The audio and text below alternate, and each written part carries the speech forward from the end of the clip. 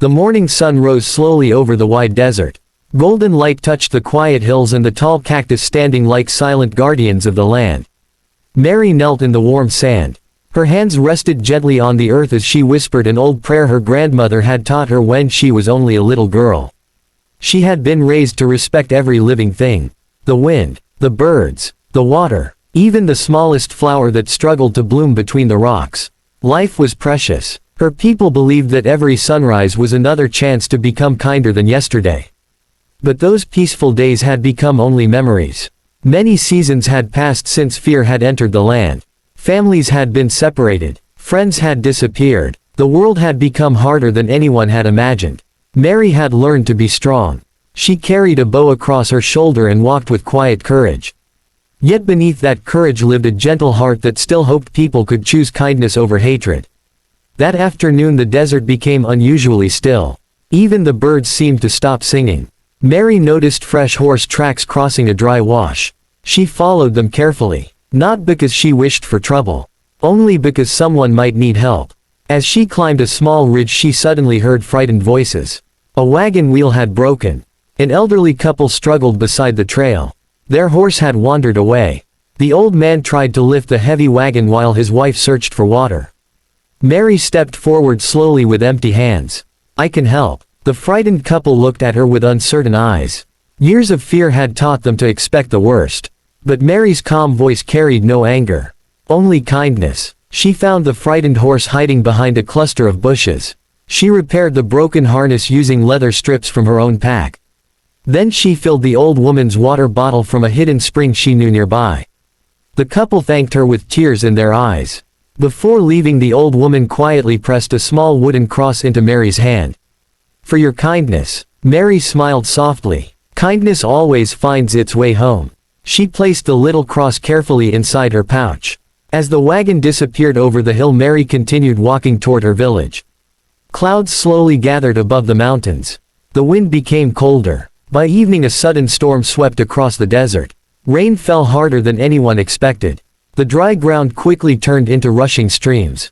Mary searched for shelter beneath a rocky cliff. Lightning flashed across the dark sky. She waited patiently for the storm to pass. But when morning finally arrived she felt weak. The cold rain had stolen her strength. Her legs trembled. She had eaten very little for several days. She tried to stand. Instead she collapsed onto the wet ground. The desert stretched silently around her. No voices. No horses. Only the sound of wind moving across the open land.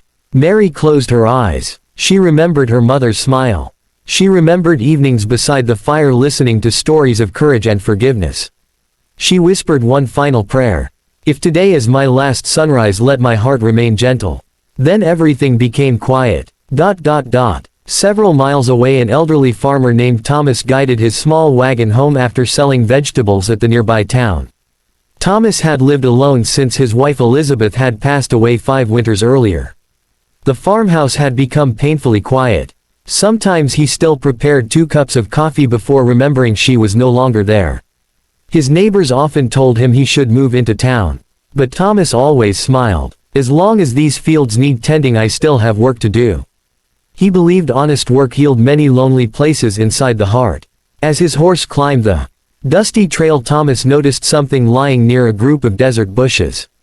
At first he thought it was fallen clothing carried by the storm. Then he saw a hand. He stopped immediately. Carefully he climbed down from the wagon. The young woman barely breathed. Rain had soaked her clothing. Her face looked pale with exhaustion. Thomas noticed the bow beside her. He understood she belonged to one of the Apache families living beyond the hills. For a long moment he simply stood there. Not because he feared her, but because he knew many people would tell him to leave. Some would say it was not his concern. Others would warn him against helping someone different from himself. Thomas quietly shook his head. "My Elizabeth would never leave anyone here." He gently wrapped Mary inside his warm blanket. "Easy now. You are safe." The unconscious young woman never heard his words. But somehow they seemed to calm the lonely morning. The wagon rolled slowly toward the farmhouse. The wheels creaked softly across the muddy road. Thomas spoke gently to his horse. "We may have company for a little while." When they finally reached the old farmhouse, the fire still burned inside the stone fireplace. Thomas carried Mary to the small guest room where his own daughter had once slept many years before she married and moved east. He placed fresh blankets over her. He warmed water on the stove. Then he sat quietly beside the bed. Outside the rain finally stopped. Sunlight broke through the clouds. Golden light filled the little room. Mary slowly opened her eyes. She stared at the wooden ceiling. She smelled fresh bread. She heard chickens clucking outside the window. For a long moment she wondered if she had already left this world behind. Then an older man's gentle voice spoke from the doorway. "Good morning. You are awake." Mary looked around the quiet room. The walls were made of old pine boards. A patchwork quilt rested across her shoulders. Fresh bread warmed the air. For a few moments she could not remember where she was. Then she saw the older man standing near the doorway. His hands were rough from years of farming. His gray hair caught the morning light. Yet his eyes carried only kindness. Thomas smiled softly. "You gave us quite a scare. You slept for 2 days." Mary tried to sit up. Her body protested with aching muscles. Thomas quickly placed another pillow behind her back. "There is no hurry. You are safe here." Mary studied him carefully. She had learned long ago to judge people by their actions rather than their words. Everything about the little farmhouse spoke of honest work. Simple furniture. Clean floors. A worn Bible resting beside an old rocking chair. Nothing fancy. Only peace. She lowered her eyes. "You saved my life." Thomas shook his head. "I only helped. The good Lord gave you the strength to stay." For the first time in many days Mary smiled. It was a small smile. But it carried hope. The following morning Mary insisted on helping. Thomas laughed gently. "You have barely stood on your feet." Mary answered with quiet determination. "My mother taught me that every meal should be earned if our hands are able." Thomas nodded with respect. Together they carried fresh eggs from the chicken coop. They gathered vegetables from the garden. The tomatoes glowed bright red beneath the warm summer sun. Corn swayed gently in the breeze. Mary had never imagined that such peaceful work could quiet an aching heart. The days passed slowly. Neither of them spoke very much. There was no need. Sometimes the strongest friendships grow in comfortable silence. Each evening Thomas sat on the porch with a cup of coffee. Mary often joined him with herbal tea she prepared from desert plants. Together they watched the sunset paint the hills with gold and crimson. One evening Thomas finally spoke about his wife. Elizabeth loved this porch. She believed every sunset reminded us to forgive before nightfall. Mary listened quietly. "My father believed something similar. He said carrying anger is like carrying stones. The longer we hold them the heavier they become." Thomas smiled. "Wise man." Mary looked toward the fading horizon. "I miss my family every day." Thomas nodded. "So do I." For a long while neither of them spoke. The silence itself became a kind of conversation. A week later several neighbors arrived unexpectedly. They had heard rumors that Thomas was sheltering an Apache woman. Some looked uneasy. One man stepped forward. "Thomas, this is not your problem. You should send her away." Thomas stood slowly. His voice remained calm. "I found a human being who needed help. I would do the same for any of you." Another neighbor frowned. "But she is different." Thomas smiled gently. "We all are. The wheat does not ask whether the rain belongs to one field or another. It simply grows." The neighbors exchanged quiet glances. No one answered. Mary stepped forward. She did not wish for anyone to argue because of her. "If my staying brings trouble I will leave." Thomas turned toward her. "You will leave only when you are strong enough. And only if that is what you truly want." His kindness touched everyone standing there. One of the older women quietly carried a basket of fresh biscuits to the porch. "I suppose another place at the table will not hurt." Others slowly began to smile. Sometimes hearts change one gentle moment at a time. As summer turned toward autumn Mary became stronger each day. She repaired broken fences. She taught Thomas how certain desert herbs could heal small cuts. Thomas showed her how to save seeds for the following spring. They laughed often. Neither expected such friendship. One afternoon children from nearby farms came to visit. At first they stared shyly at Mary. She knelt in the yard and began carving little wooden birds with her pocket knife. Soon every child sat around her listening to stories of stars. She spoke about respecting nature. About courage. About helping strangers. One little boy asked quietly, "Can enemies become friends?" Mary smiled warmly. "My grandmother once told me, The first step toward friendship is seeing another person's pain. The children remembered those words.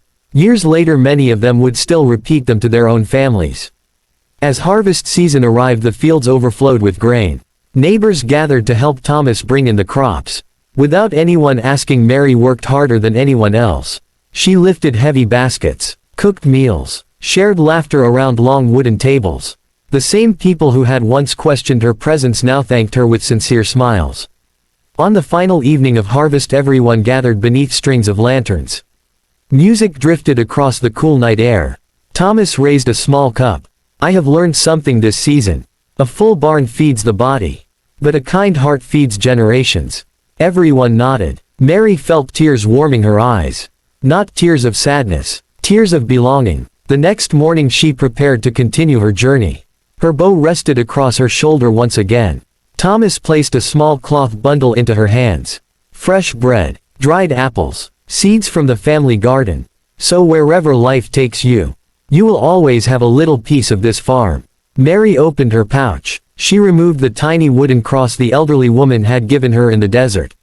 She handed it to Thomas. This brought kindness into my life. Now it belongs here. Thomas held it carefully. I will treasure it. Before leaving Mary embraced him like family. No words could fully express what they both felt. She walked toward the distant hills beneath the soft morning light. Halfway down the road she turned back. Thomas still stood on the porch waving. The farmhouse looked smaller with every step. Yet somehow it would always remain close to her heart.